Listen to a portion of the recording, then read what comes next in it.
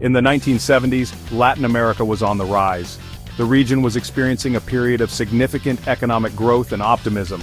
Cities were expanding, industries were booming, and there was a palpable sense of progress in the air. Countries like Brazil, Argentina, and Mexico were borrowing heavily from international lenders to fund ambitious infrastructure projects and industrial development. These loans were seen as a way to fast-track modernization and compete on the global stage. But this prosperity came at a cost. The borrowed money was not always used efficiently, and corruption often siphoned off funds meant for public projects. Loans were easy to secure, and debt levels soared. Governments and private sectors alike found themselves increasingly dependent on foreign capital.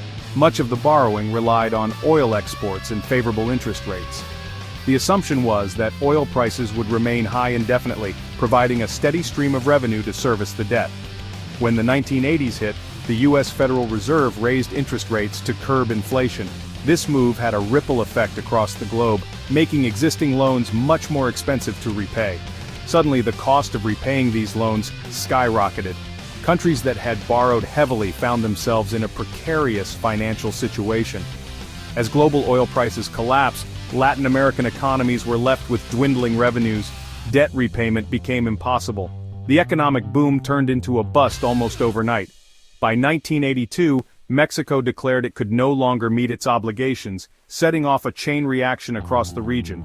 Other countries soon followed, leading to a widespread financial crisis. Countries turned to the IMF for help, but the bailouts came with strict conditions: austerity measures, cuts to public spending, and economic reforms. These measures were intended to stabilize economies but often led to severe social consequences. These moves hit ordinary citizens hard. Unemployment soared, and social unrest followed. Protests erupted as people struggled with the harsh realities of austerity. The Latin American debt crisis reshaped the global financial system, leading to changes in how countries manage debt.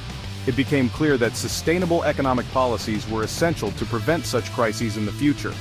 While the crisis was devastating, it also laid the groundwork for economic reforms that would eventually stabilize the region. Countries learned the importance of fiscal responsibility and the dangers of over-reliance on volatile commodities like oil. From the ashes of the debt crisis, Latin America rose with lessons for the future. The region's recovery demonstrated resilience and the ability to adapt to new economic realities. History reminds us, prosperity must be built on sustainable foundations.